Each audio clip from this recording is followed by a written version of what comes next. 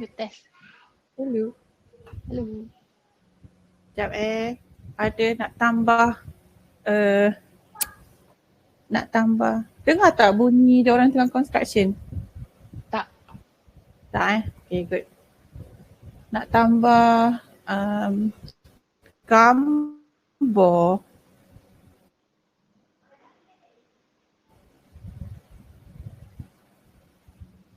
Oh, dia tak hantar dia punya.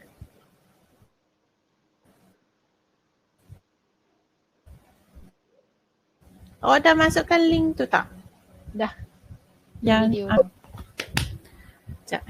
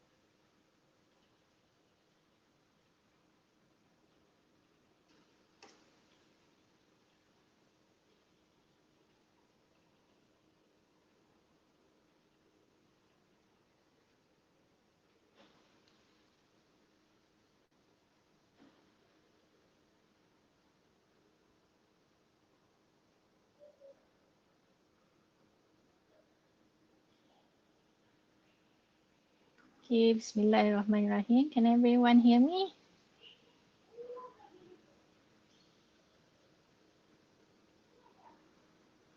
Hello? Can you hear me, Amirah? Yes, I can hear you. Okay. Can the audience hear me?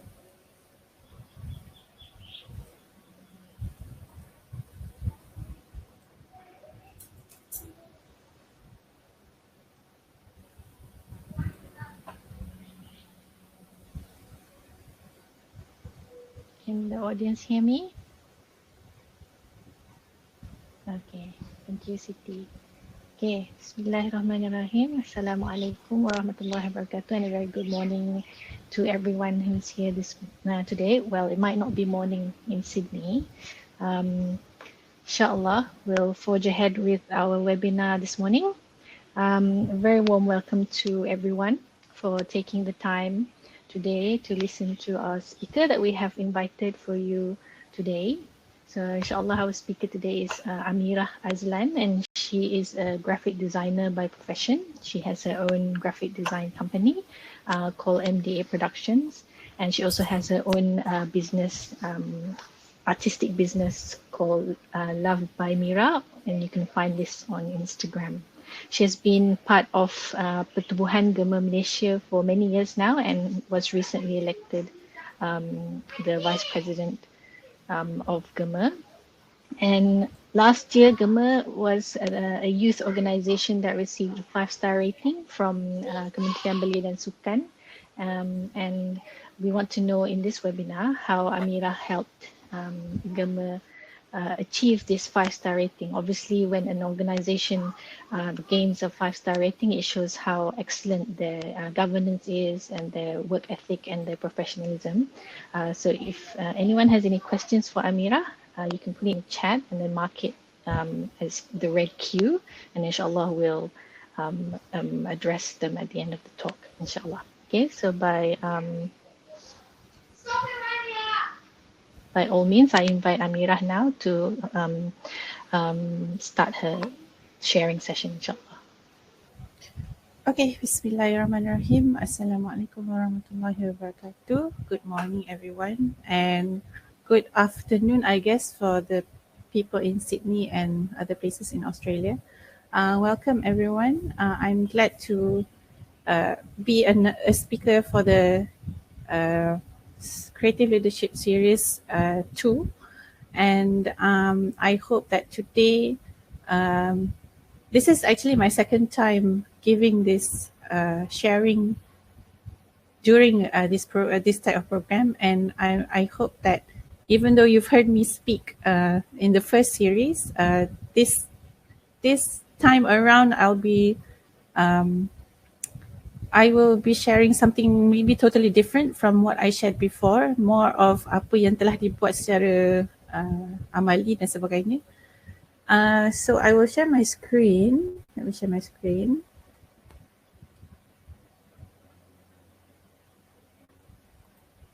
Okay.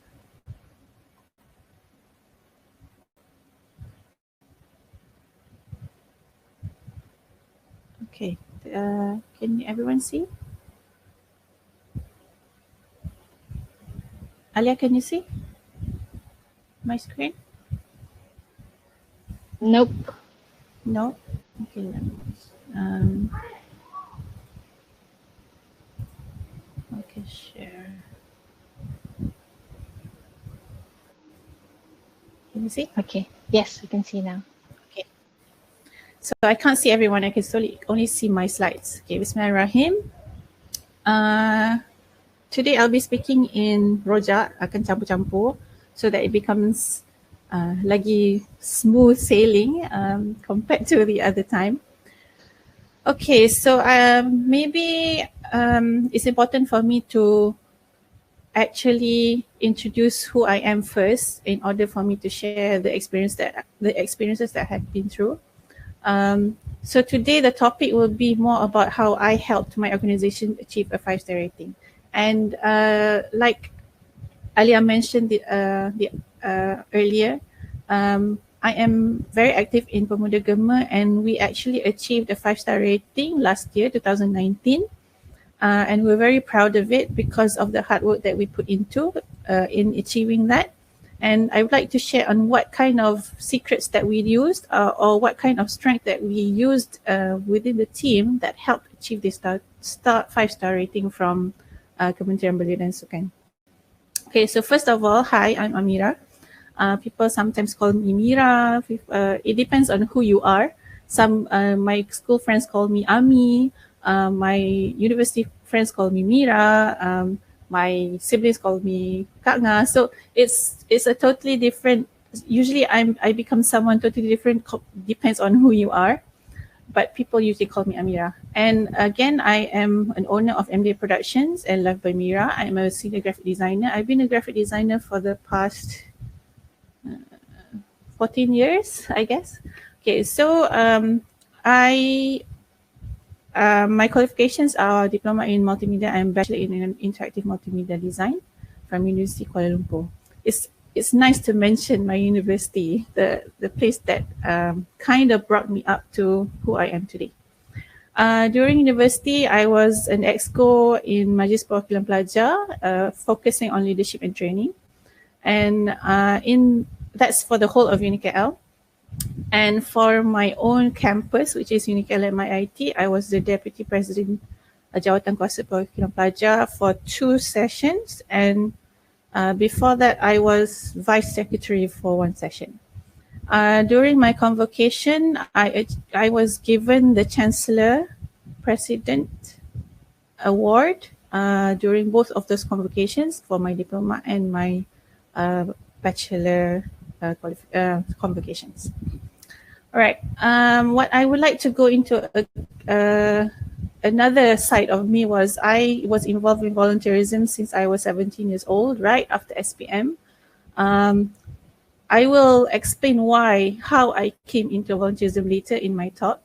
But yes, it was since I was 17 years old until now, which now I'm 36 years old. So I've been involved more than half my life in volunteerism. Currently, I'm active in 4 NGOs and CSOs. A few that I would mention is Pemuda GEMA Malaysia, obviously. First of all, I started dekat negeri, dekat Johor. GEMA Johor was first. I was vice secretary, and the first session was I was vice secretary, and then naik sikit I was secretary, and naik sikit I was timbalan pengerusi. So after that, baru I was elected into GEMA Pusat, which is Vice President 1, and the next session was Deputy President, which is now. So I have been involved in GEMA since it started, which was in 2013 until now. And since GEMA, the maximum age is 35, so this would be my last session in Pemuda GEMA, which I'm very sad. The next thing I'm involved in is I'm the Deputy President of Persatuan Alumni Sekolah Islam Hidayah, my secondary school. I've been deputy for 3 sessions, I think. And the next is Pertubuhan Kebajikan Adiwarna Johor. I am an activist there. So as you can see, even though I'm currently involved in 4 NGOs, I have been a social activist for a very long time, and I consider myself a community volunteer as well. Okay, so why it's important for me to explain on how we achieve the 5-star rating is because it is an experience that I will remember for a very, very long time. Because the lessons that we learned, the experiences that we went through were ginormous, I guess, and it was very impactful for every single person in our team.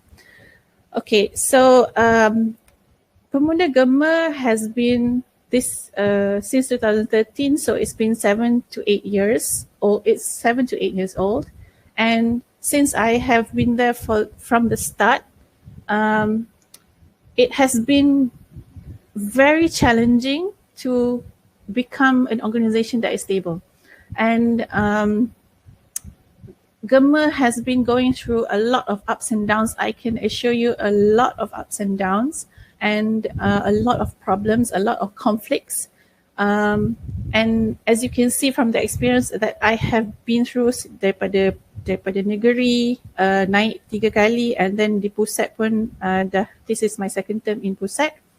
When I reached pusat level, I was in Johor, and pusat usually all the activities or all the meetings are in KL. So before that, memang dah pernah kena risik lah untuk join pusat, but I always said no because I didn't think I was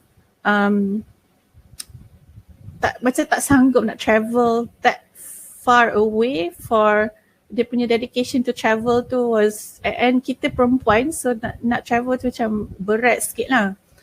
And then came to a point where GEMA faced a leadership crisis dekat pusat, and finally the last time, the time where orang betul-betul risik and said that it's important for you to go so that you can make a change in pusat. Finally, I agreed because it's important. Well, there was a mindset in me that said that, you know what, for me to complain, walaupun dekat GEMA Johor waktu tu tengah thriving, it was nice, it was stable, we were doing well, but GEMA is an organisation that is national, and when it's national, bukanlah satu negeri je yang patut bagus dan best dan sebagainya.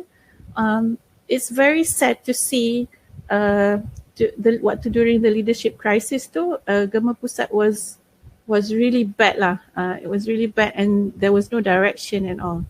So when I agreed to join GEMA Pusat, it was more of, I need to do something. Rather than me complaining dekat negeri how pusat is so bad, let me go into pusat and do something different, to make a difference there.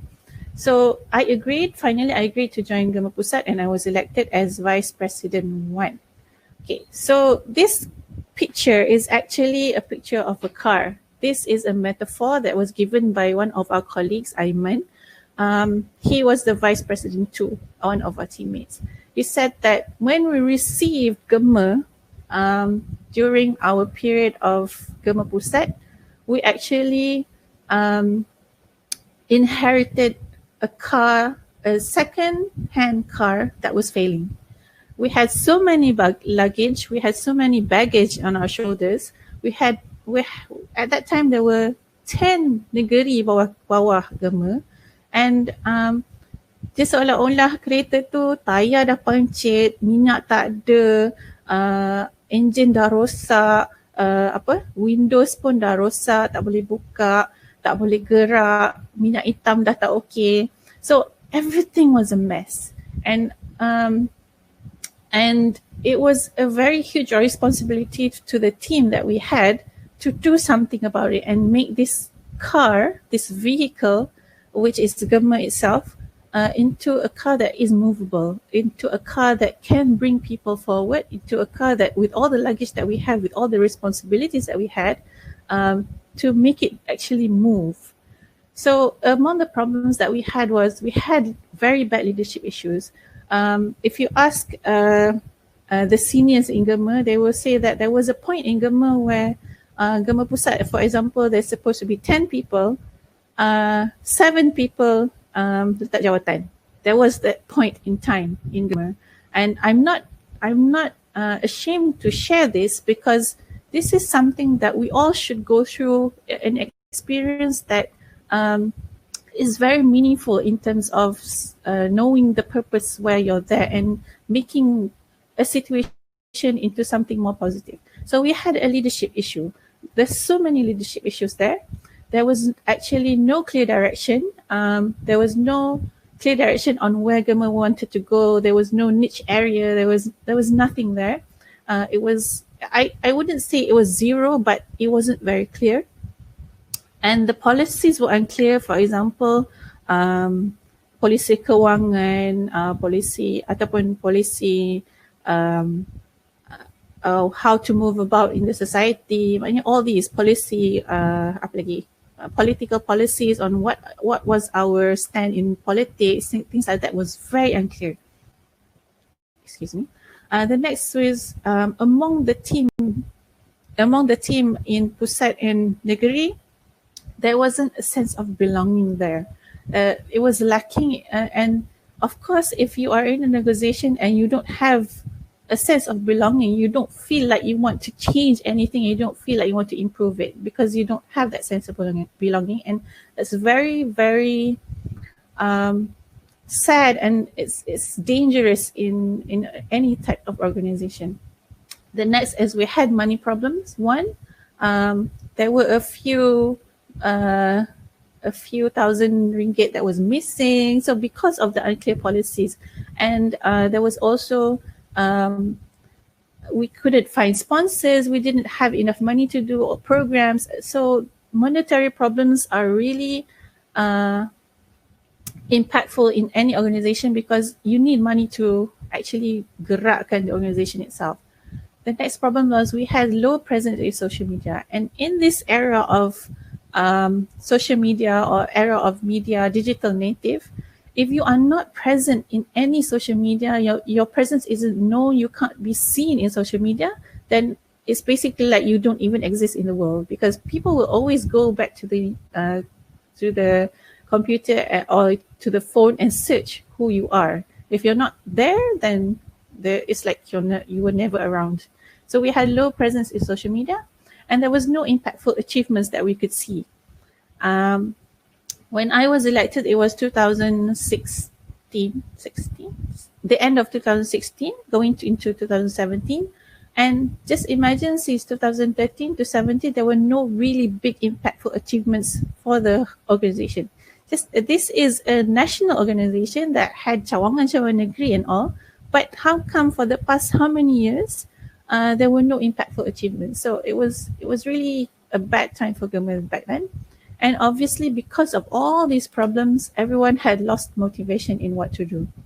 So this is the point of time where, again, I accepted the role of pegang jawatan di pusat because of these problems. And I saw that, you know what, I can't leave it like this. I have to do something about it, because kita complain banyak, but if we don't do something, then you're just wasting your other people's time, you're wasting your own ILEO if you're not doing anything about it. So this is what we inherited during that time. But after 2 years, Alhamdulillah, we actually achieved the 5-star rating. This 5-star rating during 2019 was only given to 7 organizations that was registered under Register of Youth, Kementerian Belia dan Sukan. As you can see, those who got the 5-star rating was Majlis Belia Malaysia, Angkatan ABIM, GEMA, obviously, Pergerakan Pemuda Malaysia, Gerakan Belia 4B, Pertubuhan Gerakan Belia Bersatu Malaysia, and Persatuan Kelab-Kelab Belia Malaysia. Okay. From all this list of names, actually they are very famous in Malaysia. Contoh macam ABIM, everyone knows ABIM, and we can see how many people recognize ABIM as an organization, a youth organization that is very active on the ground. Majlis Belia Malaysia is a gabungan persatuan di Malaysia, and for you to actually become a member of Majlis Belia Malaysia, you need to have at least 20,000 members. Baru boleh join Majlis Belia Malaysia. And then Gerakan Belia 4B is also very well known dan sebagainya. So these are the organization that got the 5-star rating, and tiba-tiba GEMA dapat. So everyone was like, oh seriously, we actually got it. And it was a breath of fresh air, because we got it after the 2 years selepas kita inherit that car. We did a lot of things. Maksudnya, this 5-star rating was a stamp of approval not only from the people inside our organization, but actually from Kementerian and actually from Register of Youth themselves, yang approved that we are an organization that should be acknowledged. Okay, so let's see the components. Sebenarnya components ni tak sempat nak type semua, but I tak sempat nak type in a very nice manner, but this is actually the components that were looked into in terms of achieving 5-star rating. Okay, so sebenarnya banyak, and as you can see, yang paling atas tu is yang bawah, the 1-star rating is the basic, second is dia buat lebih sikit, third dia buat lebih lagi, 4 dia buat lagi banyak, and 4 dia buat the highest ataupun the best usaha yang dia buat. So kalau tengok just the atas sekali is laporan terperinci mesyuarat agung. So I will explain on how I helped creatively in doing the laporan terperinci, laporan mesyuarat agung dan sebagainya. But as you can see, it's not just about being an organization that can do programs. Kalau perasan programs is bilangan activity program is 2, bilangan penyertaan is 3, penglibatan agensi and community is 4, but paling atas is keberkesanan aktiviti kepada community. But as you can see, that is only one criteria. Yang lain tu is all about governance. So for anyone who has listened to sharing by one of my colleagues during the first session of CLT, is about governance from AMA, our PSUA. Governance is very, very important for an organization to prosper. You need good governance, because if you don't have good governance and you focus more on activities, lalas memang hancur jugalah, because you're not managing the organization well. So this 5-star rating was more a stamp of approval on the governance that we had. Because kalau GEMA Pusat, we don't have many activities sebab keahlian semua dekat negeri. So it was more on governance, it was more on how we managed our team, how we managed our documentation, how we managed our keuangan, kalau pada satu perbelanjaan mengikut perlembagaan. So it was about how you used ataupun you followed your perlembagaan. Dia nak tengok satu persatu, and memang waktu ROI ni dia dah bagi tahu awal yang kita dapat 4-star rating. That was dia dah bagi tahu awal. But for 5-star rating ni memang dia minta untuk jumpa dan interview. So during that time, our president, our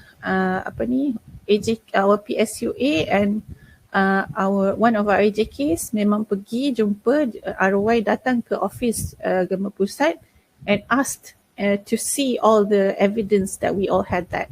And I guess what made them in awe was because we did a lot of innovation in our governance. So again, the ROI evaluation for 5-star or 1, 2, 3 or 4 or 5 is all about how we govern our organization. So kalau GEMA Pusat dapat 5-star rating 2019, 2019 juga many of our negeri pun dapat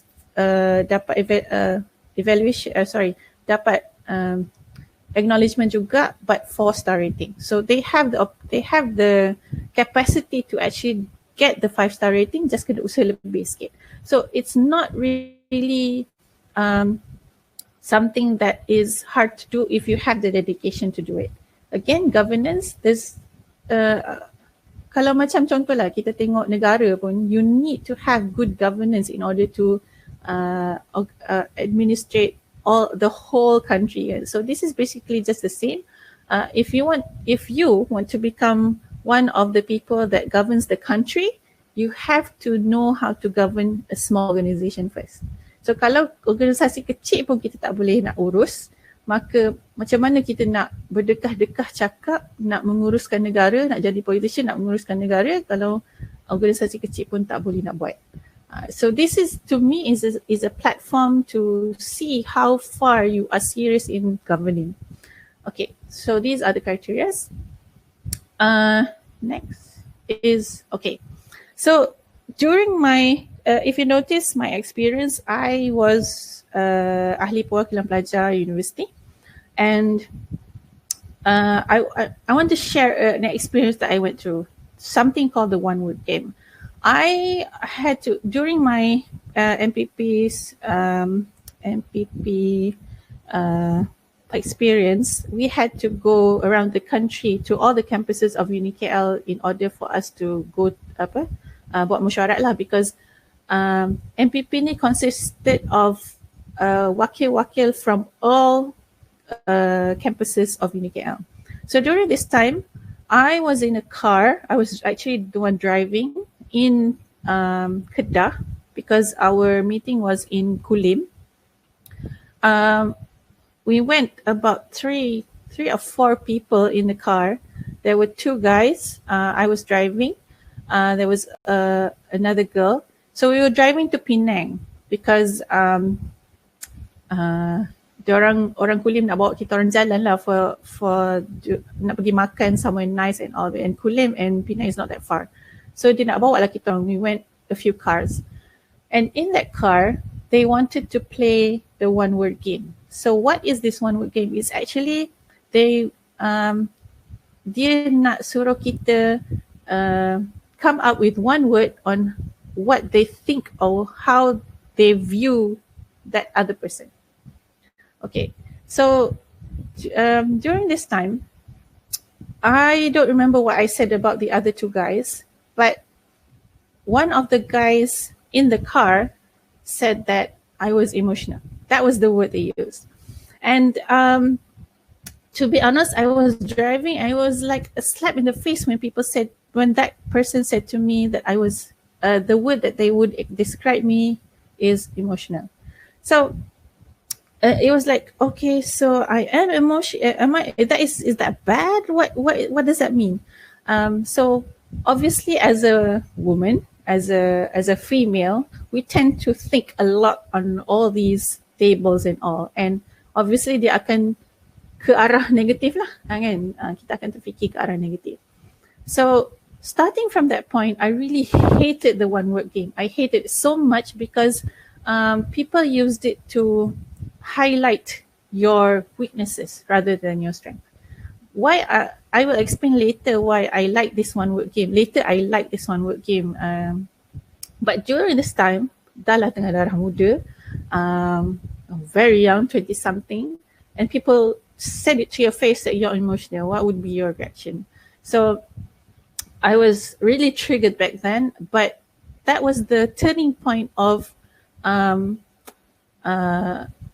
actually seeing that whatever we do in our posts or whatever we do during our time of tenure actually impacts the people around us. So if you govern with emotion, too much emotion, then people around you will only see that, and it will be very bad in terms of your rapport with everyone around you.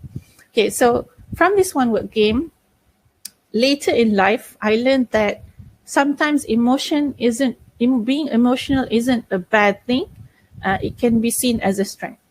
So in order for me to share on what I think I did in terms of how we achieved that 5-star rating, I will use this one word game as well to explain.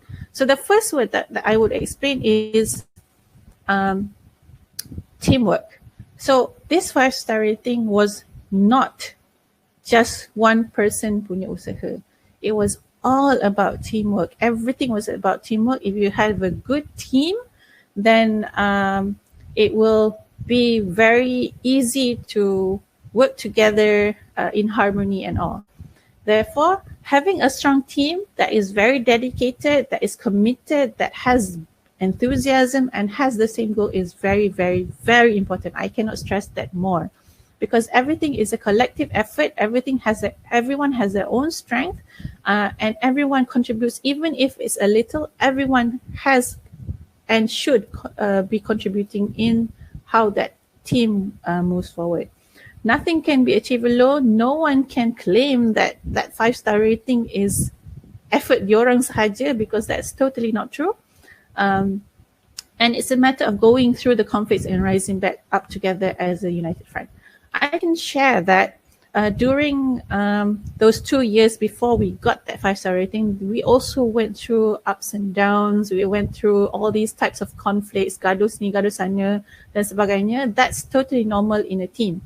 And what's important is that how you rise back, how you show that you are a united front, how you don't show people that we had conflict. I think that not many people knew, even orang dalam dekat negeri pun tahu yang we had really huge conflicts in GEMA Pusat during those two years before achieving the 5-star rating. So this is the team that we had. For the first tenure, for 2017-2019, it was the picture on my left, the black and white painting. The black and white picture. So that was the team. That was the whole team, and every single person had had their contribution. Without this team, obviously, not the 5-star rating would not be existent. it would not be possible. And the one on the right, my right, is actually the team that we have now. So the people that are in your team, who the people are and what kind of level of dedication they have is very important on how a huge organization can move forward nicely and excellently. Okay.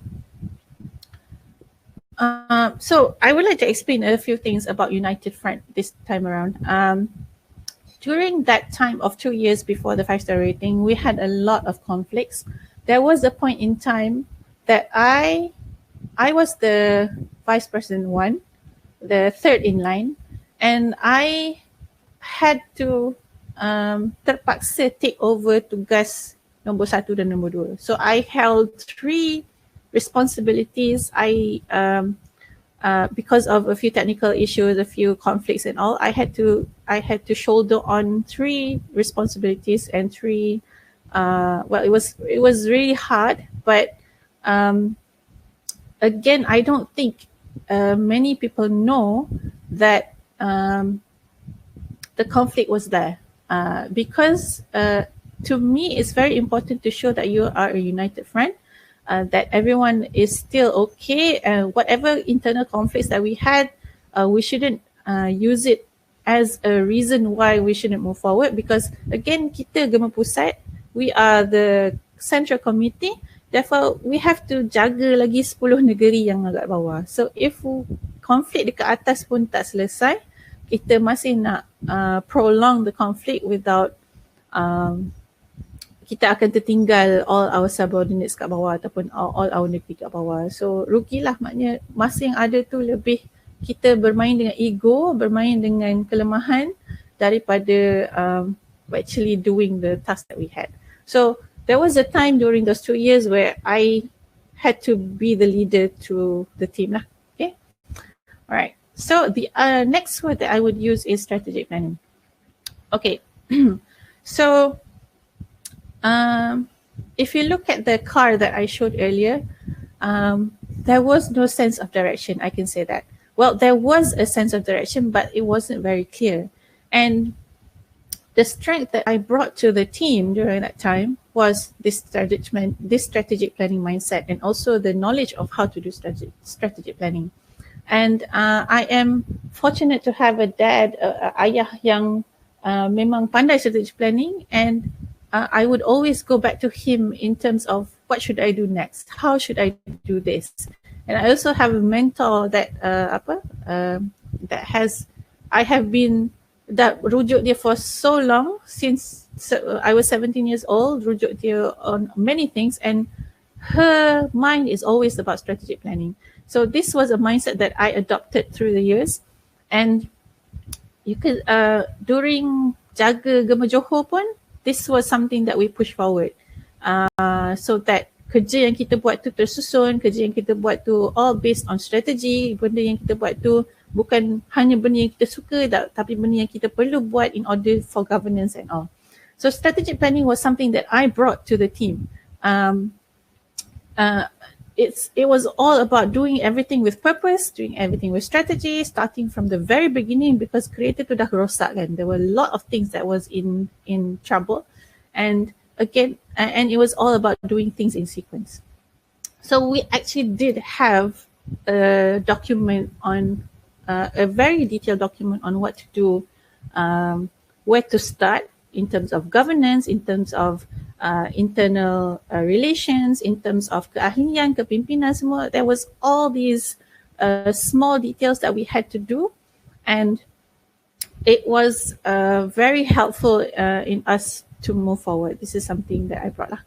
Okay, so it was all about finding and solving the core problems, because kalau contoh macam kita kalau in medical terms, it's not apa yang kita selalu buat ialah kita control the symptoms, tapi kita tak cure the illness. So to me it was more about finding what was the core problems and actually solving that problem, rather than just control the symptoms, nampak macam tak okay, kita cuba ni betulkan ni sebenarnya, but it didn't really solve the core problem. And next, it was all about making sure teammates follow through with the planning. Because I remember a sharing from an Indonesian friend. They said that orang Malaysia pandai planning, and they laughed at it because sometimes what we do is we all plan really nicely, but we don't follow through with the planning. Tak ada action seterusnya, which is really bad because planning in the first place is really hard because you have to think of a lot of factors, a lot of strategy, and then if you don't follow through, then masa yang dibuat untuk fikir tentang planning tu is dia rugi macam tu saja. So it's important to not only have a plan, because if you don't plan, you're actually planning to fail, but having that plan and follow through with whatever we decided to do. Okay. The next word I would use is with work ethics. Okay, so from all the experience that I had in university, well, most of my experience was in university, and I brought it into whatever organization that I entered after graduation. And I had this sense of work ethic that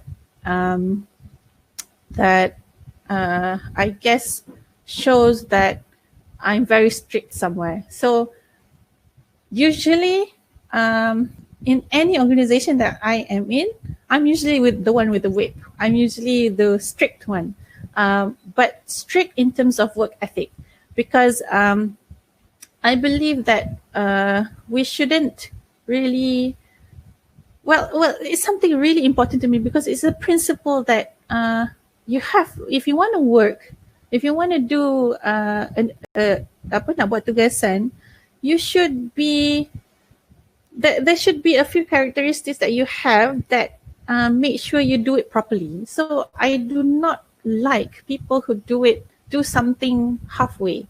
So a few things that included in my work ethic was one, I will always make people accountable for their actions or their non-actions. Contoh, dia dah diberi tugas, tapi dia tak buat. Oh, itu memang something that really triggers me, and it's something that I really do not like, and I will make them accountable for it. So usually because of that, people orang tak suka lah, especially orang yang tak suka tu orang yang memang tak buat kerja lah, because I will make sure that if they don't do it, I will make sure they are accountable for it. The next one is I make sure that we make doable and achievable plans, and with a hint of fun. So it's something that it's always important to do something that makes you enjoy it. That's why there's a hint of fun there. But in the same time, not put the goal so high that it's so hard to achieve. Because nak mencapai satu benda yang besar, mesti ada milestone. So those milestones are really important for us to celebrate, because it's actually moving. The plan is actually moving. So the doable and achievable plans ni, there's a very thin line, very fine line between doable and achievable and taking risk. So dia kena balance that somewhere. But yang penting is the hint of fun, that you have to enjoy what you're doing. Okay, the next is self-dedication. Someone said to me that I am so passionate about this, about being in GEMA. If I go anywhere, people say, oh, Amirah GEMA, because GEMA tu macam like stamped on my face somewhere, I don't know. But yes, to me, if you have decided to accept a post, to me, you should do it properly, because kalau tak buat, it's actually you saying yes to something that you know you can't do, which membazir masa orang. To me, membazir masa orang, and it's like akhirnya dia menyusahkan semua orang, because you're not doing something that you're supposed to do. And I think that tak rasa takut ke menerima jawatan, tanggungjawab yang akhirnya you tak buat, And then nanti depan Allah nak jawab apa? Why didn't you do this? Oh, sebab saya malas. Oh, sebab saya tak reti. Oh, sebab saya tak pandai. So it's like you're just giving alasan. If you know you can't do it, say that you can't do it. So to me, there's no such thing as asalkan ada. I do not believe in situations ataupun mentality of asalkan ada.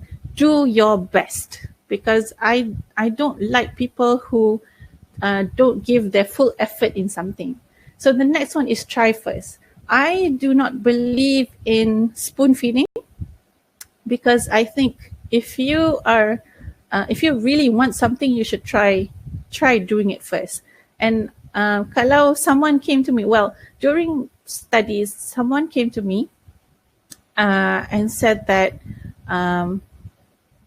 boleh tak tolong betulkan English saya, macam itulah, because I was the walking dictionary, I guess, during in my batch.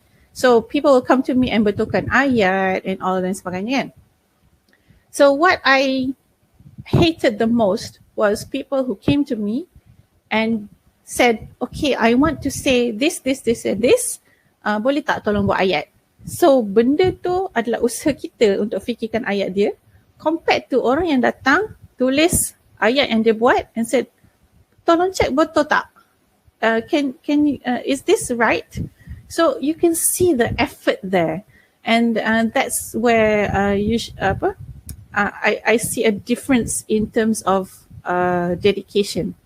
So whatever pun, try first. Kalau salah, there's no issue kalau salah, because it shows that you want to do it, you want to improve yourself. So trying is very important in my books. The next would be, in any organization ataupun in any team that I go into, I always in the beginning talk about transparency and honesty. Saya percaya, I believe in being telus. I believe in good communication. I believe in this transparency thing is really important for teamwork. So kalau tak boleh cakap tak boleh, bukan last minute baru nak cakap, oh sorry saya sebenarnya tak reti buat, dan akhirnya menyusahkan orang. So I really hate that. It's important to have this telusness in terms of sampaikan apa yang tak okay, apa yang tak suka, but it does not give permission to become bitchy. Sorry, forgive my French. To be someone yang kurang ajar, to be someone yang suka cek gaduh dan sebagainya. Transparency is being telus. Transparency is saying that I'm sorry, I don't know how to do this, can you help me? Transparency is saying sorry. Transparency is being accountable for whatever problems you made ataupun mistakes you made and saying sorry about it. Being honest in whatever work you do. So that is one of the things that I always stress in any team that I go into. And the last one is grab opportunities. So being in a youth organization, going into the communities, meeting a lot of people around you, usually there are opportunities. There are many doors around you that you can see, but sometimes we do not grab whatever opportunities that are there. So my work ethic is, I will look into the opportunity, I will see the opportunity, and I will try to grab it as fast as possible. So these are among the work ethic that I brought into the team that we had, because it's important to build a culture in your team, and it's also important to see that these things should be a strength. These things should be something that's positive. These things should be an opportunity for the team to grow, rather than see it as a weakness and all. So during university and sometimes until now, people see me, guys see me as someone intimidating. They are very intimidated with me and all. That's totally okay, because usually orang yang intimidated ni sebab dia tak capai apa yang orang tu capai. And bila tengok perempuan lagi, macam, oh my god, perempuan ni dah buat macam-macam and dia rasa intimidated kan dan sebagainya. But again, it does not give you the license to be bitchy about it. People akhirnya akan respect you for whatever you have achieved. You don't have to be arrogant about it, because apa-apa hal pun, whatever we do goes back to bekalan kita untuk akhirat nanti. So it's all about your goals. It's all about these things should be principles, should be ethics that you practice in your daily lives, not just in organisation. So dekat kerja pun sepatutnya benda-benda ni benda yang sangat penting untuk make sure you become a good worker, sebab bila organisation is more about volunteerism. So work ethic is very, very important, especially to me.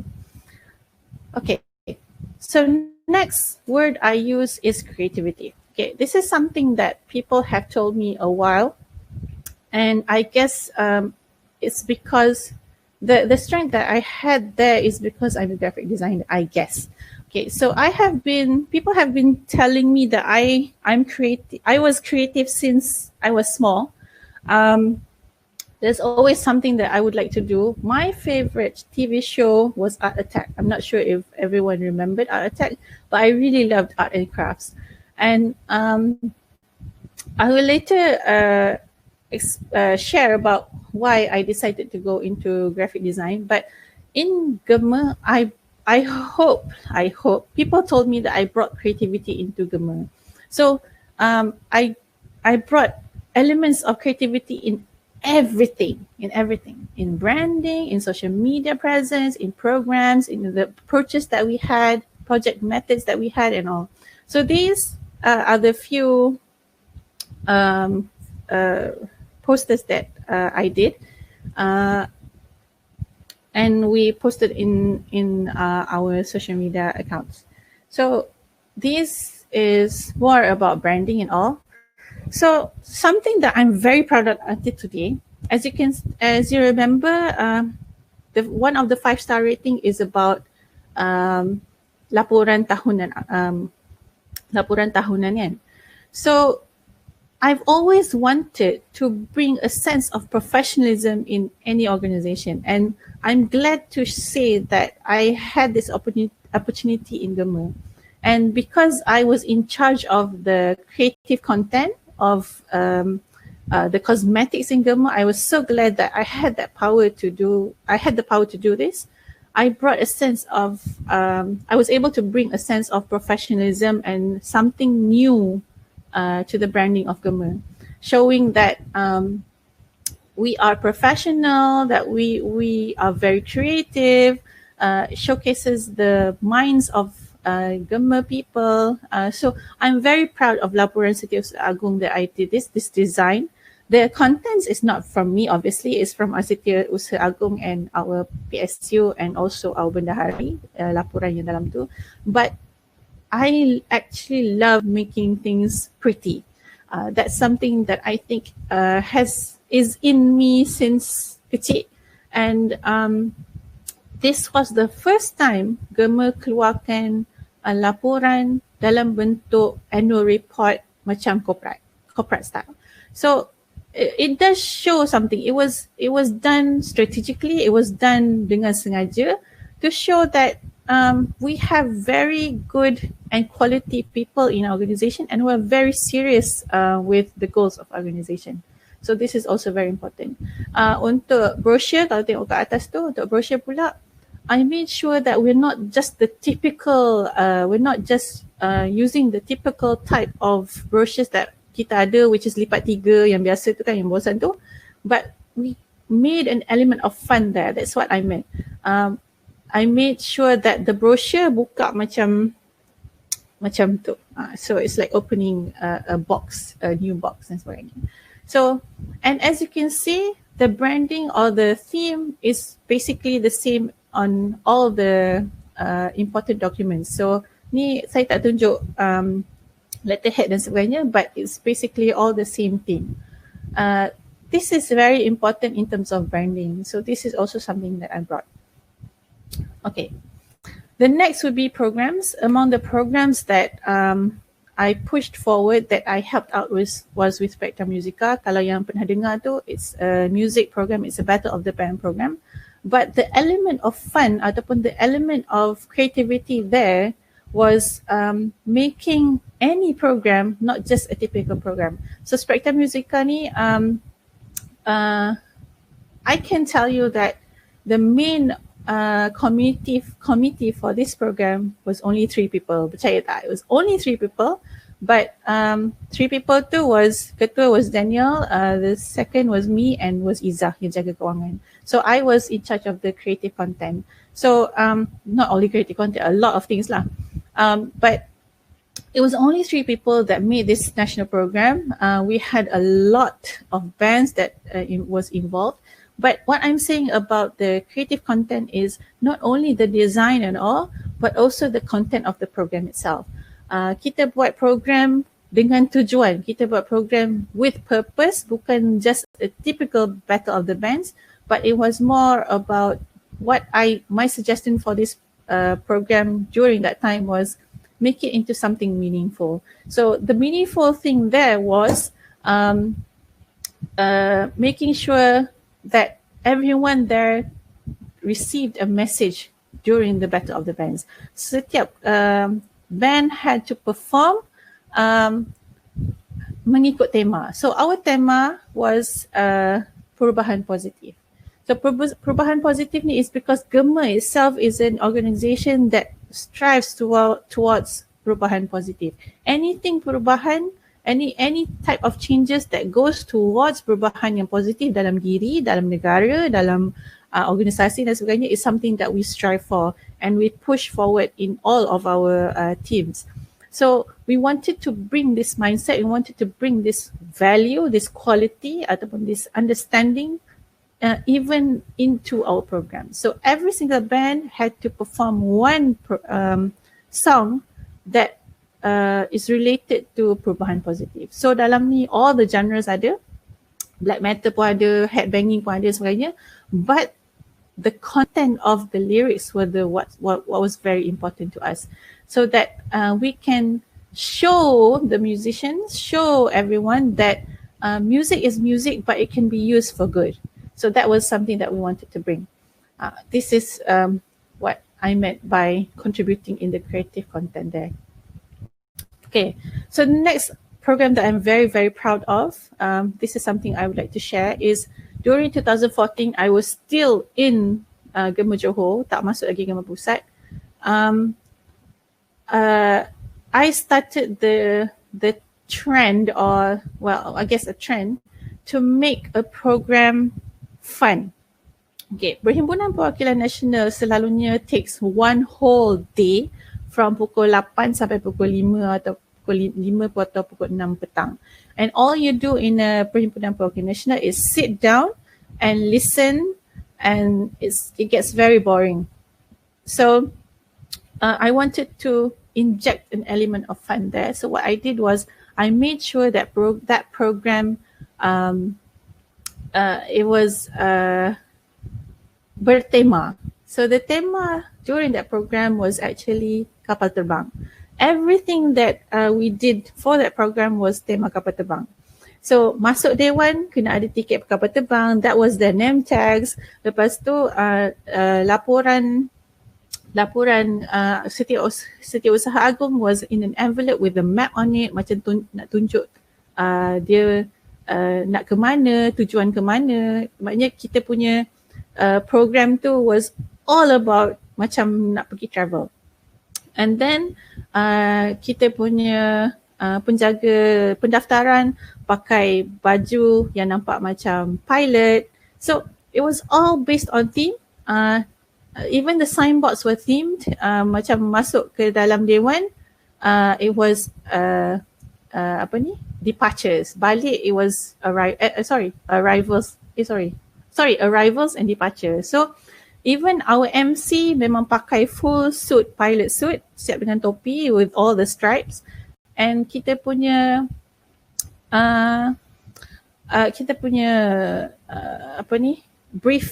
keselamatan briefing was like all the stewardess yang tunjuk all the bentuk tangan dan sebagainya. Even our makanan makanan pagi was packed and tulis airlines. So it was making things fun for a program that was boring. So memang sampai seating arrangements pun ada ikut negeri, saya ada numbers dan sebagainya. It's hard to do. I admit it's hard to do, but it's totally worth it because everyone had fun and something that was actually boring became a new experience and everyone loved it. So this is one of the programs that I'm very, very proud of. So after that, I tried to make sure that all of our PPN had a theme. The last one I did was,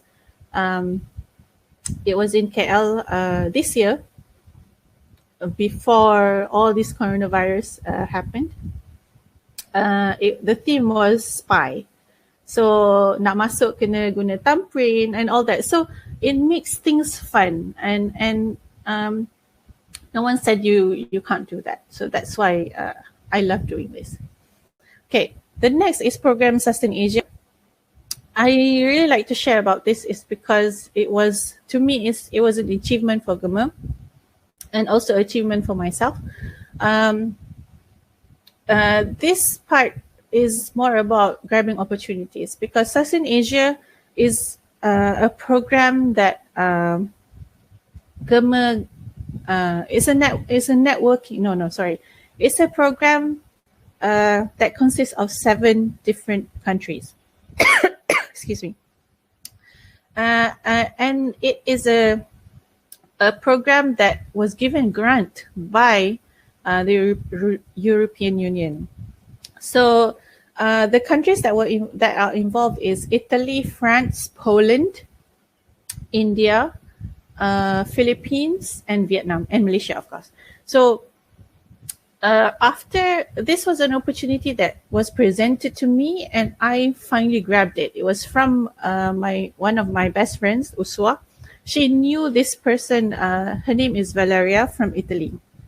From a program that she went, and Valeria was looking for a youth organization in Malaysia that focuses on youth empowerment. So she introduced me to Valeria, and finally we took the risk to join this program, to join in the project, sending the proposal together, agreeing to whatever they had, and seeing if it matches the goals of our organization. And of course it matched. And I saw it as an opportunity for GEMA to go beyond just Malaysia. And Alhamdulillah, I can say that this process of getting approval from the EU it took more than a year because we had to send a lot of documents. I nearly came to the point of giving up because it was so hard. But finally, after getting validation from EU, finally we became a registered youth organisation under EU. So after this, kalau nak apply for any grants, kita dah boleh buat lah, maknanya GEMA dah boleh buat. And this program was very eye-opening because we met all these managers from all these countries, and it was an opportunity to fly higher in terms of GEMA. And by the end of this project, we hope to bring out one manual in how to govern an organization that incorporates all the best practices from all the organizations from these 7 countries. So this is something that I want to make sure happens, and it's ongoing right now. And because of this COVID-19, it was actually came to a halt because we couldn't travel, because this program requires the managers to travel to all these countries and do training there. So again, this is very rewarding. Okay, so what time is it? Okay, so why I also next I would like to share how it all started, because obviously people will ask me, how did I become creative? How did I become someone who was dedicated enough to go into an organization? What made I stay and all? What made I grounded? So I'd like to share a few things on what happened during the choices in the milestones in my life, because I think it is important. Whatever experience we go through is what makes us today. And so the first question is, why did I choose graphic design? Okay, this is a long story that involves my sister. Alia is actually my sister. I remember after SPM, in choosing what major I wanted to do, I really loved graphic design.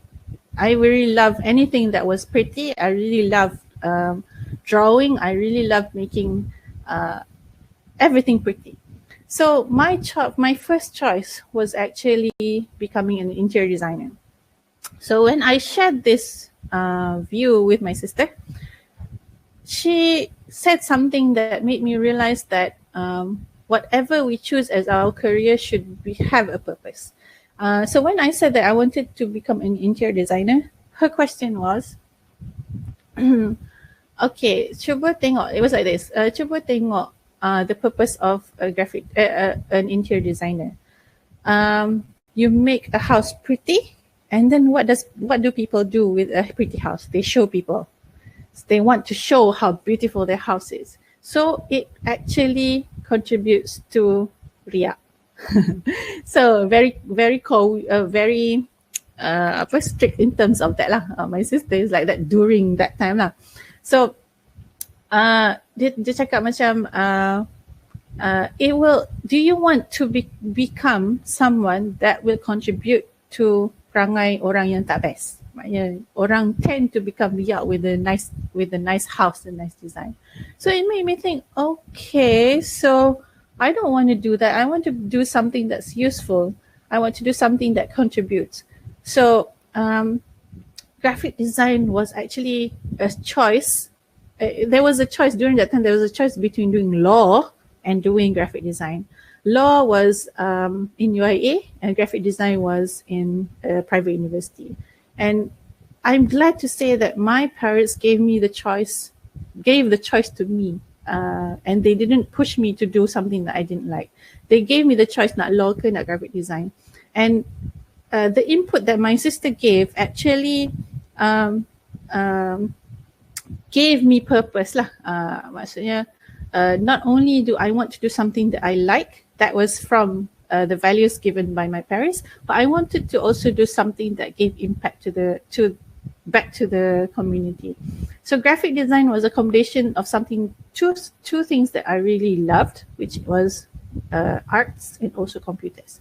And awal-awal lagi, I remembered that I want to be a graphic designer because I want to do something that would give impact to the community. So daripada awal lagi memang that was my purpose. And nampak yang bila graphic design ni, you can give messages to people, peringatan to people just by doing a poster. And kalau poster tu keliling satu dunia, you get all the pahala there. That's what I saw in the beginning. So that's why I chose graphic design.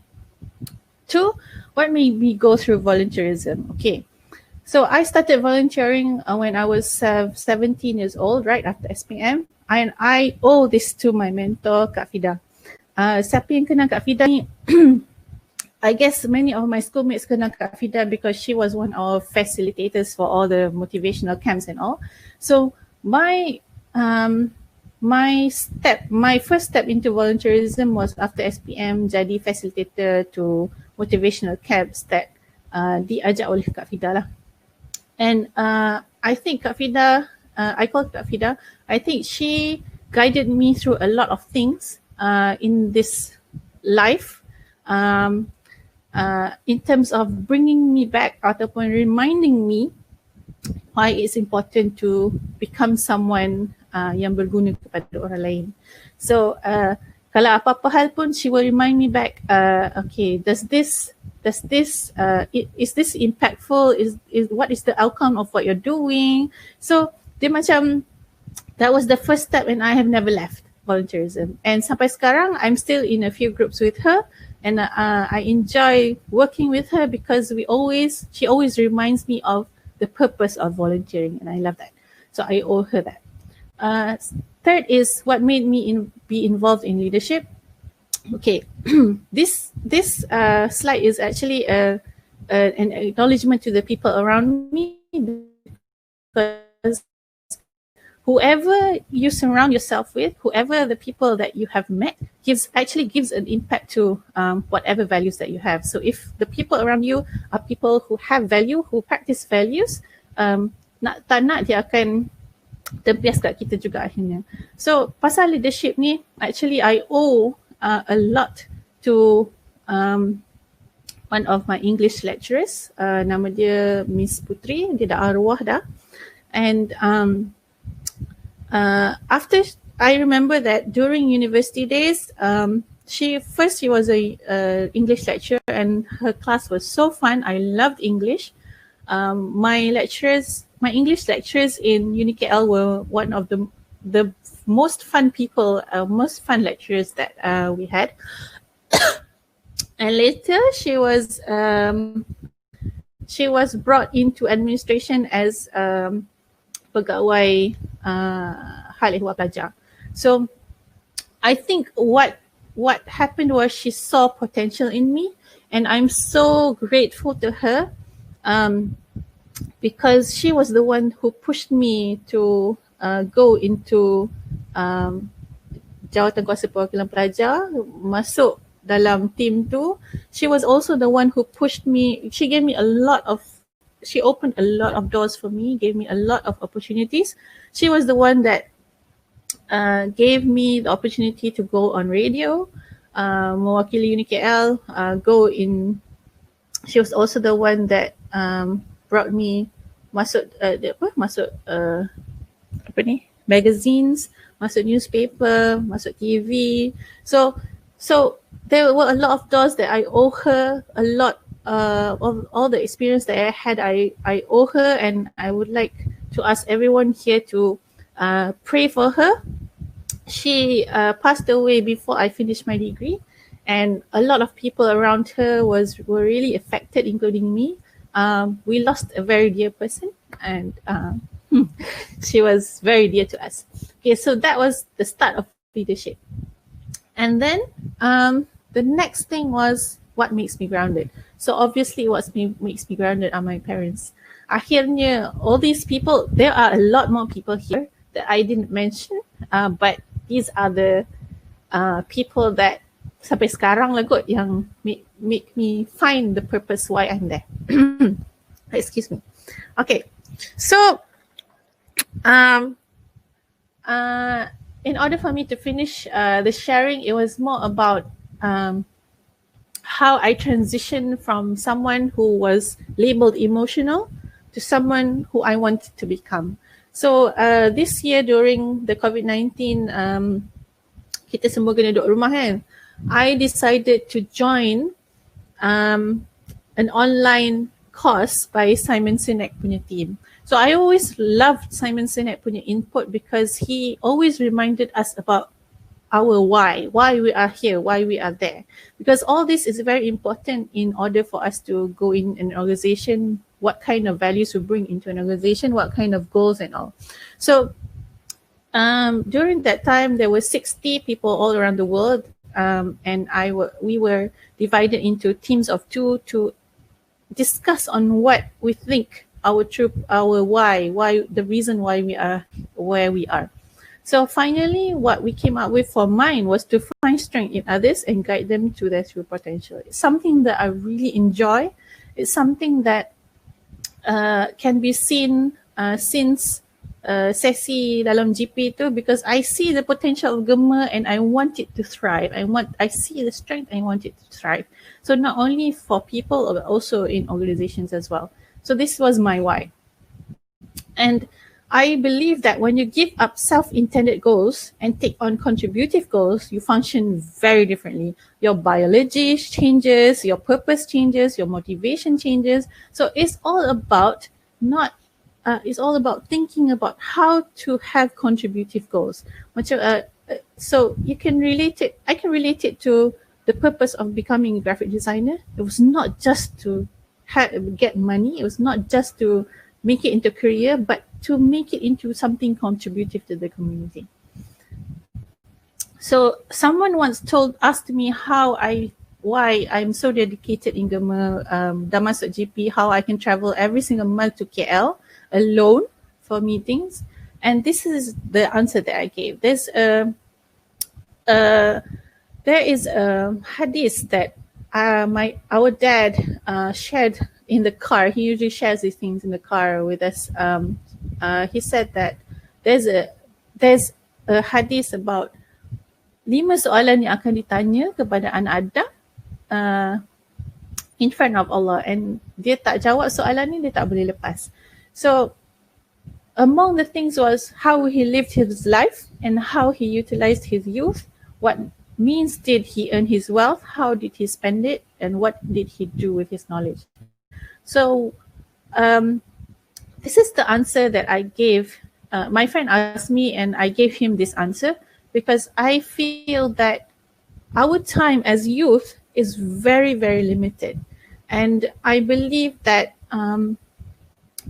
it's important for us to fill in these years of our youth with something really impactful, something really good, because once you go beyond youth, you will have other problems, which is maybe health, maybe all these other things, because waktu youth ni masa yang sangat limited and sangat precious, and you have you sanggup make all the risks in your world. You are so brave time ni nak try new things and all, so why wouldn't you utilize it?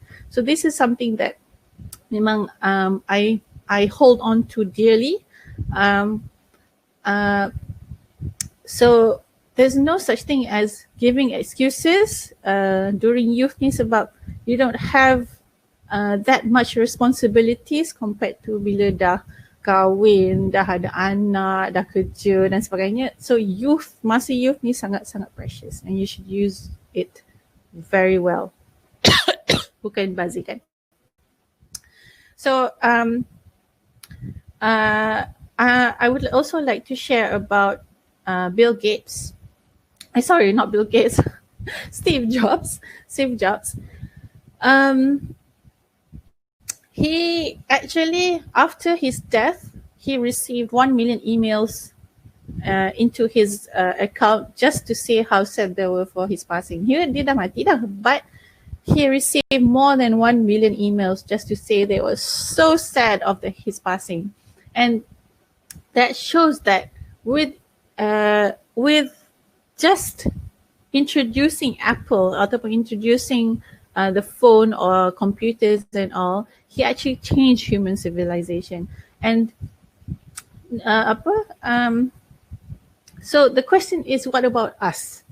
Macam mana kita manusia? Kita ni manusia juga, and how can we should always think about how we can change human civilization. What have we contributed? So this is why it's important to think about contributive efforts rather than just self-gain, nak kaya, nak apa dan sebagainya. Because by the end of the day, we are human beings that live in a community and we should help each other out. So always think about whatever goals you have, always think about how to change human civilization. Sama ada dalam organisasi ke, sebagai individu ke, always think about how you can contribute to human civilization. So kalau orang macam ni, it's always important to think about how would people react after we die. Adakah kita memang kita punya kehilangan tu akan menjadi very impactful ataupun orang macam tak heran pun. So it's something to think about. So it's all in the mindset that you adopt, like I said, looking into something with purpose, with positivity. It's all in your mindset and it's all your choice. So the one word game, I would like to share this. What time is it? Okay. I would like to share this this evolution of this one word game. First of all, people, the guy said that I was emotional. That was the one word that they think I was. So from here, I realized it's very important to see the weaknesses that you have so that you can improve. I noticed that I had so many triggers. Everything triggered me. I made so many mistakes during that time, during this whole time. Sampai sekarang pun, I still make mistakes. I burned a lot of bridges just because I wanted to be right.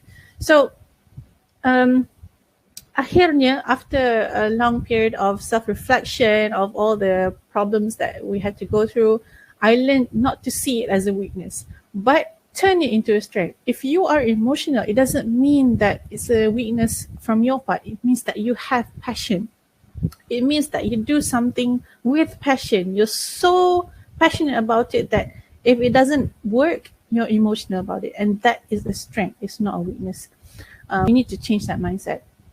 So after a few years, after graduation, we played this game again. Then the word that I got from many people was smart.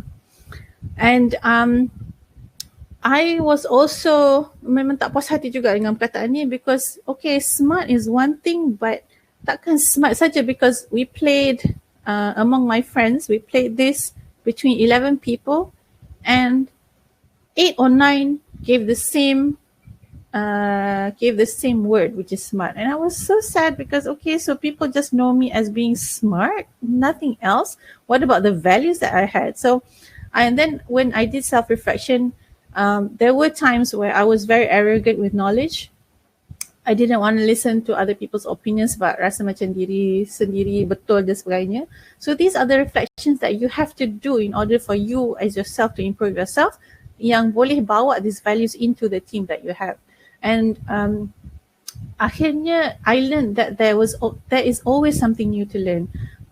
There's no such thing as you being the smartest person in the room because even dia tak kisah siapa pun yang bagi nasihat, siapa pun yang bagi knowledge, there's always something to learn if you open your eyes wide enough.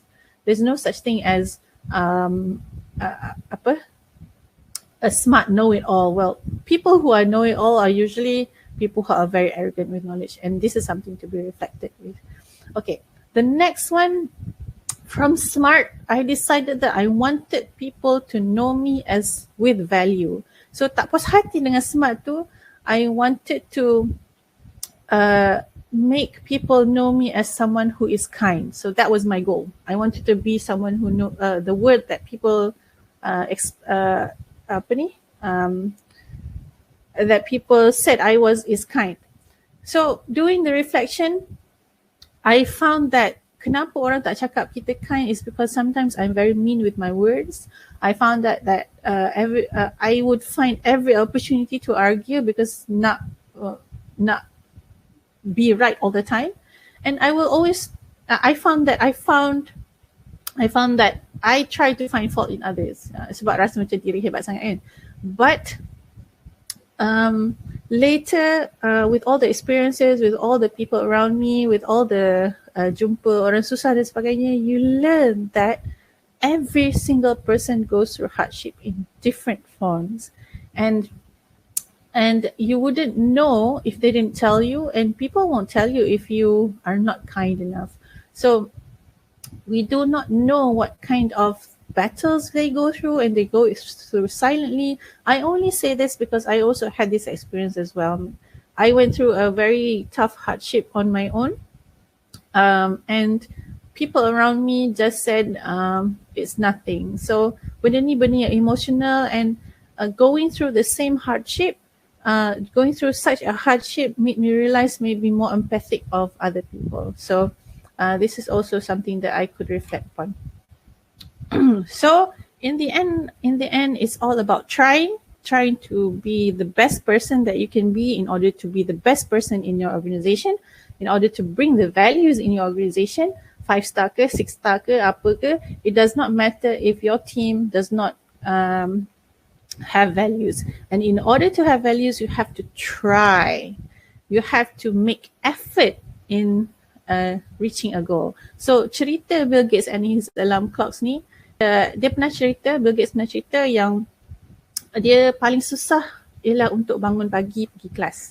Okay, so what he did was, rather than give the alasan asyik lambat ke kelas, asyik lambat tak dapat pergi kelas pagi pukul 8 tu because dia tak boleh bangun pagi, what he did was he made an effort to change that.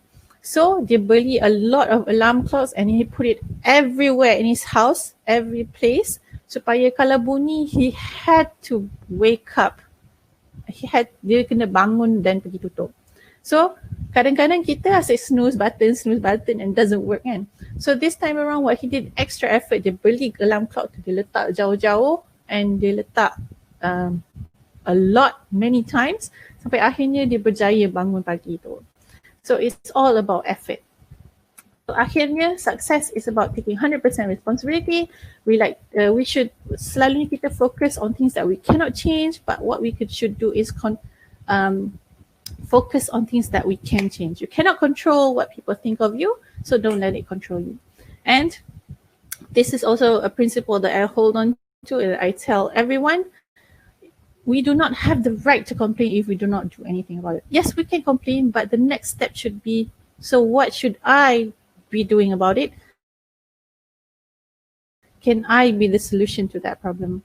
So again, last of all, everything is a choice. You want to be successful, you want to change into someone better, you want to make your organization better, you want to make your team better. It's all a matter of choice. Either you want to do it or you don't want to do it. Okay, so Wallahu alam, that's my presentation. So back to you. All right, thank you so much. Can you hear me again? Yep. Okay, so we have a few questions for you. The first one is from Siti, and she said, according to your story, the creativity comes from your talent in art. So she said she loves looking at your arts. Do you have any advice for her who are not as creative in terms of art or design? She says she's good in writing, but not art, but she hopes she can have the skill for art and design. Well, okay. I think one of the strengths that I have is, maybe not many people tell me. I haven't told many people, but I used to do PhD in, I furthered my studies, but I didn't finish my PhD. But for my PhD, I did, it was more about innovative problem solving. So that was something that was very impactful in whatever I did in life, because doing research in innovative thinking, in innovative problem solving, it helped me see all the innovative principles that were available and to view things differently, to view the world differently, to view even a pen differently, because a purpose of a pen is different from one person to the other. So it was looking at things from a different perspective. It was always seeing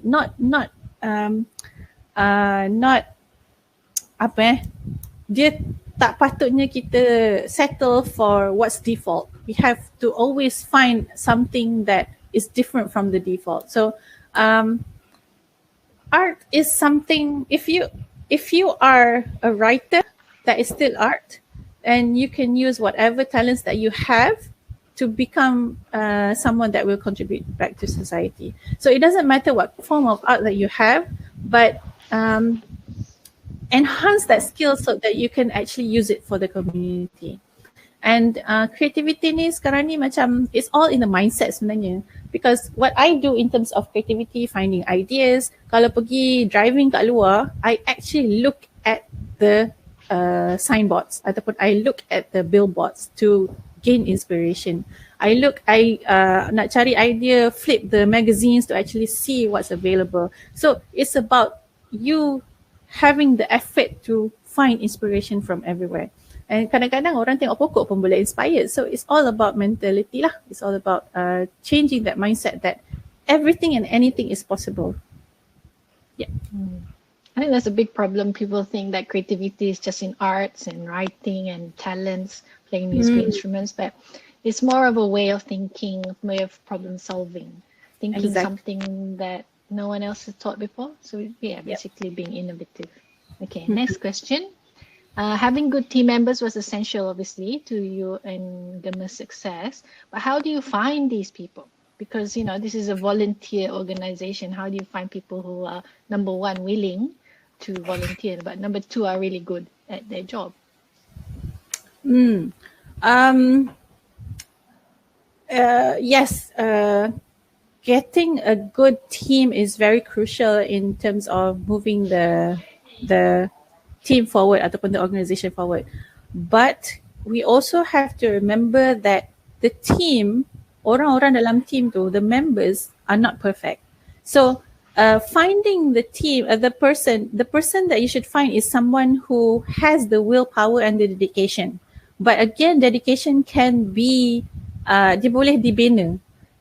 Semangat boleh dibina, motivation boleh dibina, purpose boleh dibina. So orang-orang dalam team tu, rather than find the perfect person to be in your team, which you will never find, it's more about developing the team. It's more about training the team, instilling the values in the team. So akhirnya dia akan jadi yang bagus lah. So contohnya macam with my experience with Kak Fida, I was not the person who was very detailed. I was not sebelum ni I was very peacocky. I like to be in the limelight. I like to just do things that were fun.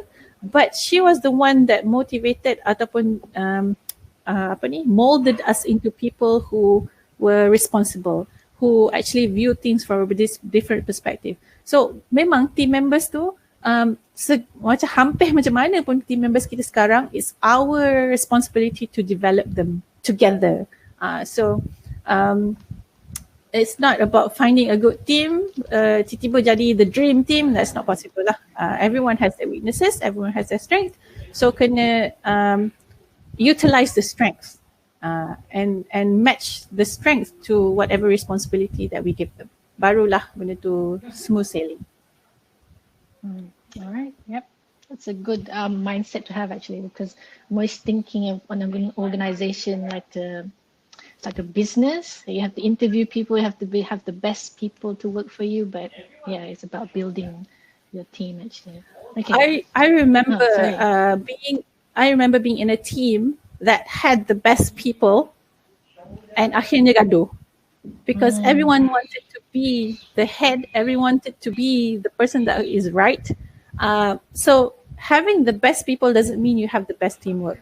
Yeah, that's true. Yeah. And it's also a rapport between the team members as well.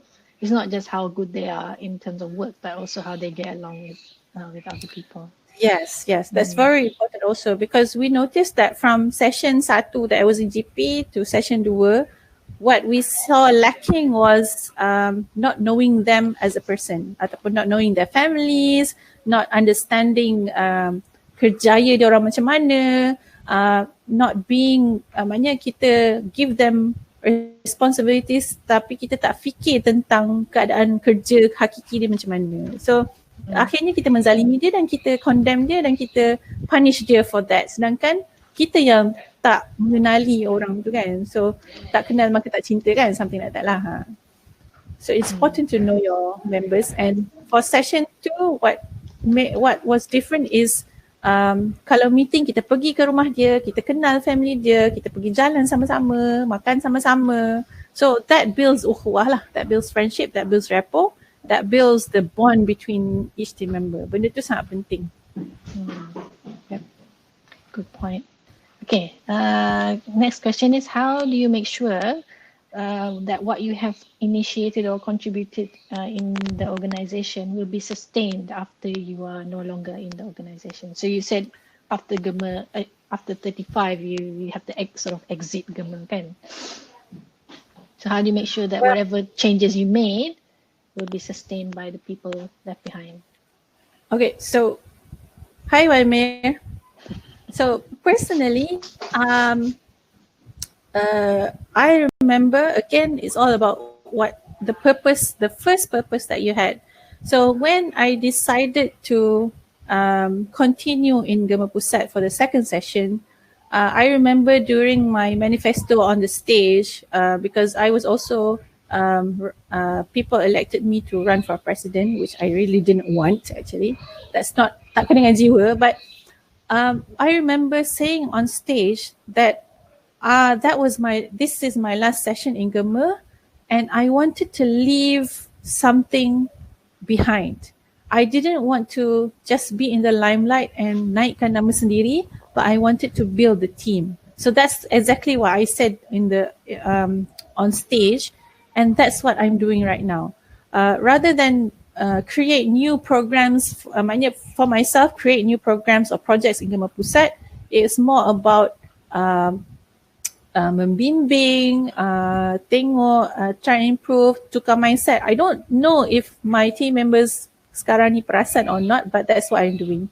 So daripada, and sikit-sikit kita lepaskan whatever tanggungjawab yang kita dah ada sebelum ni supaya they know that they can do it. Kalau selama ni diorang banyak bergantung to me, slowly give them the opportunity to do the responsibility that they have, supaya akhirnya dia nampak, oh, I can actually do this by myself, something.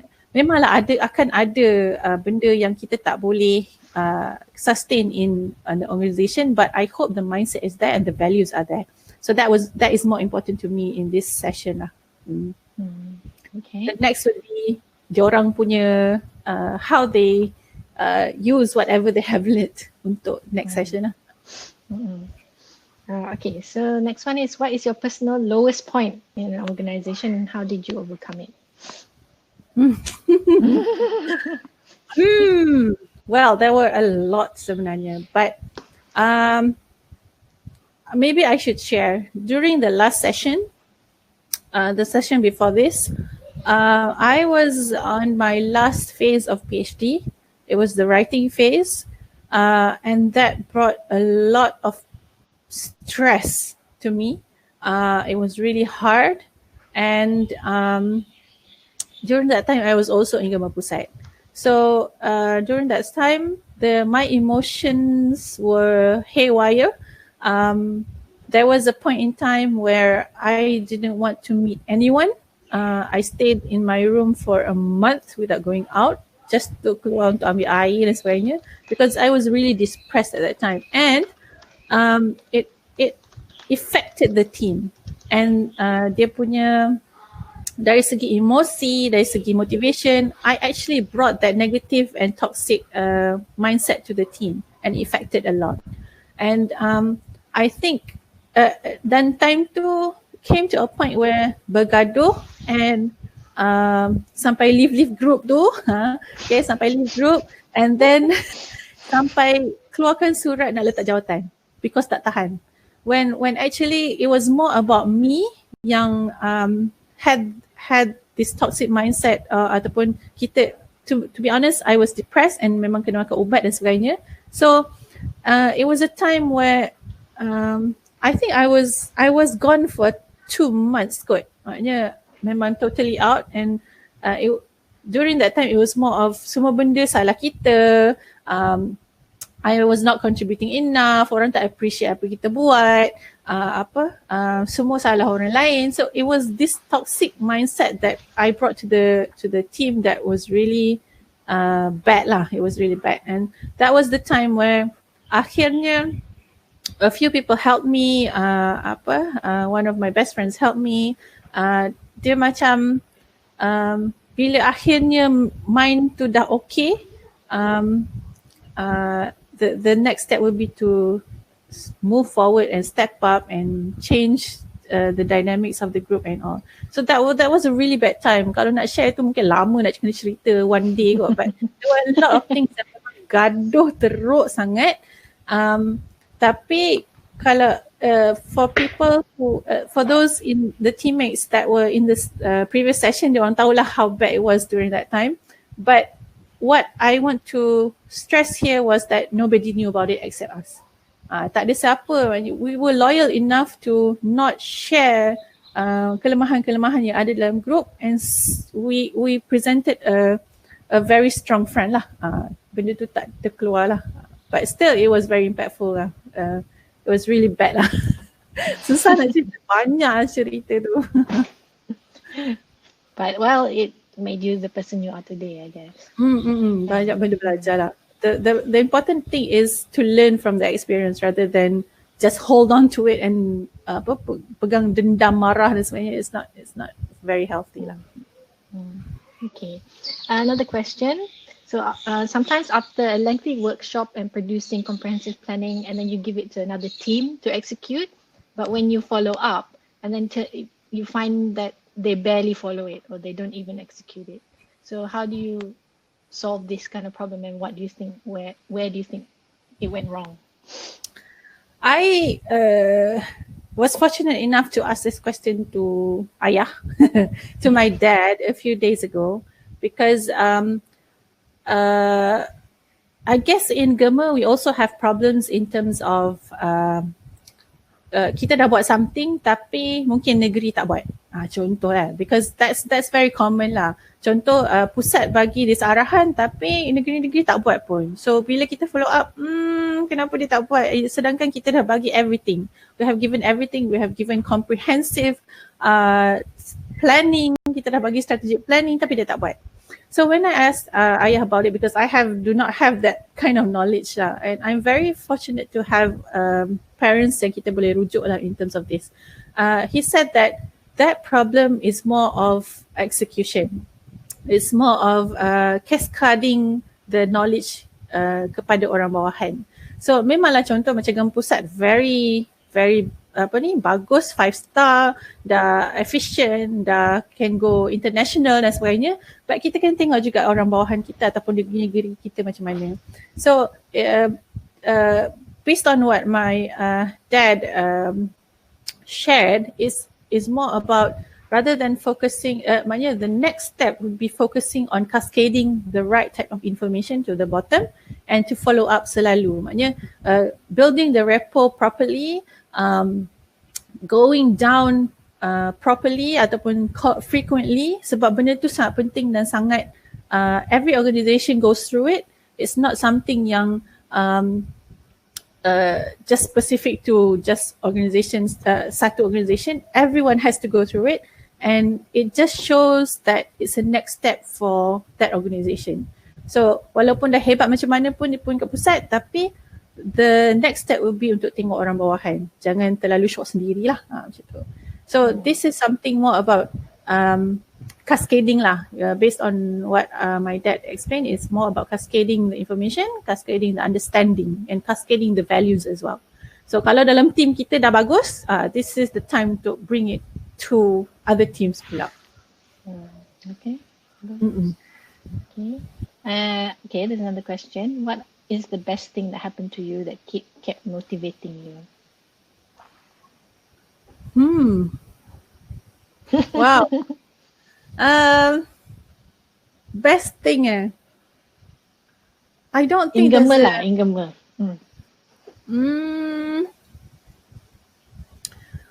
I guess that's hard to actually answer, because there's a lot of things. Dia tak adalah one specific thing yang was very impactful sampai teringat-ingat. It's just a few things yang akhirnya made it into something meaningful. Because to me, doing whatever programs, doing whatever usaha untuk the community, it's not about me. It's not about me. It's actually about the person that we are helping, ataupun the people, the audience that we want to address, the message that we want to give. So my level of success is more kepada sama ada values tu tercapai ataupun the message was given, rather than program tu hebat, kenal, semua orang tahu dan sebagainya. That to me isn't something that I focus on. That would be secondary or third or fourth lah. Jadi it's about values, it's about what kind of message, and it's also about the positive impact that we can bring to the people around us. That I do not like to be in the limelight. Dulu maybe 6-7 years ago, I really love being in the limelight, suka cakap depan, blah blah blah blah sebenarnya. But now I prefer being at dekat belakang tabir. People don't have to know who I am, but I like to see apa kesan daripada apa kita buat. That's more important to me. So contoh macam program Spektrum Musika tu sekalipun, it was a huge program, but I was always in the control room. No one knew.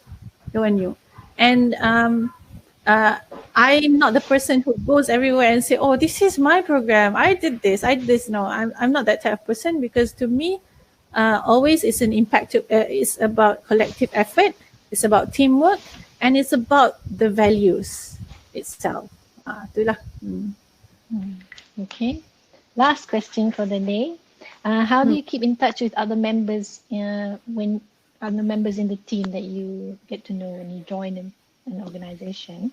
Because obviously there will be some people that you misunderstand or don't get along with. So how do you select, so among the members, how do you select a bunch of people to help you stay optimistic? Okay, so my experience with working with people has been vast, and like I mentioned in the reflection of the one word the one word game tu, it's always reflecting on yourself. Dan bila kita jumpa orang ni, sama ada toxic ke, kita tak boleh dia buat hal ke dan sebagainya, it's always looking at what you can do first in order to change that situation rather than blaming that person. So kalau dalam team kita, obviously there will be a lot of characters, there will be a lot of perangai-perangai pelik yang ada ni, memang akan ada akan ada yang buat hal, akan ada yang tiba-tiba hilang, akan ada yang tiba-tiba marah,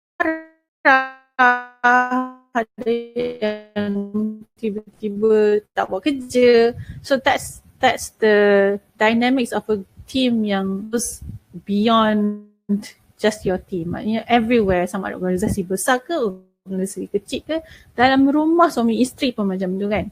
Jadi it's about knowing who that person is. And personally, what I do is I'm not ashamed to say this, but for me to get different insights, I always go to contoh macam Pinterest ke, ataupun I go to follow IG yang ada quotes. I'm not afraid to say this, so that every single time I go into IG, I get one lesson ataupun one quote yang boleh sama ada motivate me or change my perspective in life. And dalam masa yang sama, these things also changes your perspective on a person ataupun how a person behaves, because it's about understanding the psychology of that person lah, and always rasa sometimes it's our approach yang salah, sometimes apa kita cakap tu mungkin menyakitkan hati dia. So something that I always find is ways to communicate better with people. Macam mana nak understand people. This is something that I actively try to find. So something that kalau the 5 love languages, because yang orang receive, kita nak bagi nasihat yang lembut, tapi dia menerima benda tu macam so bad, so dia akhirnya akan down dan sebagainya. So these types of characteristics we have to, that's why I said it's very important untuk orang kenal your team members. You have to know who your team members are. You have to buat orientasi, you have to travel together so that you know perangai-perangai pelik dia, and not just focus on perangai pelik but focus on the strength. So kalau orang tu jenis yang mendiam, yang very detailed, kita punya approach on tanya tentang kerja dia kena berbeza dengan orang yang memang loud. Kalau orang tu jenis yang memang loud ataupun dia jenis yang very dia nampak things from a bird's eye view, kita kena bagi facts. Kenapa tak buat ni? You've done this. So it's all about your own approach to saying something to someone. That's something I learned. Sebab kita sendiri nampak kelemahan kita there. So that's why I actively try to find methods to change that situation ataupun change the communication methods that we use for the team members. So orang semua berbeza-beza, which is true. not everyone is the same. Not the same approach can be done with every single person. It has to be different. So love languages tu is very very important untuk orang rasa dihargai, untuk orang rasa disayangi, untuk orang rasa apa yang dia buat tu benda yang very contributive. So sometimes it's words, sometimes you have to give presents, sometimes you have to give banyak macam lah 5 life languages tu. So I suggest to look into that. All right, so I think that's all the time we have today. So thank you very much, Amirah, for agreeing to talk for us the second time. We certainly learned a lot today and quite inspiring, all the difficulties that you had to go through. But yeah, congratulations from us about the 5-star rating, and I hope that you guys can achieve it in the years to come also. And to my audience, sorry. Apa dia? This year GEMA Pusat dapat naib Johan pertubuhan untuk pertubuhan anugerah belia perdana belia perdana negara peringkat wilayah pasukan. Nak share juga. Okay. All right, amazing. Okay, well, good job team. Okay, so good job. Kudos to all the team members, and I want to acknowledge also it's a collective effort daripada dulu sampai sekarang. It's not just the team yang sekarang, it's a collective effort. Okay. Yeah, and obviously you said like it took 2 years to achieve the 5-star rating. It wasn't like you made the change and overnight you suddenly got all these accolades and achievements. Yeah. Okay. So thanks again. Yeah, thanks for the audience also for attending and engaging with our speaker today. So we have talks from speakers every 2 weeks. So inshallah, keep in touch and stay tuned. And I hope to see you again next time. Okay, thank you. Assalamualaikum. Thank you so much. Bye. Salam. Bye everyone.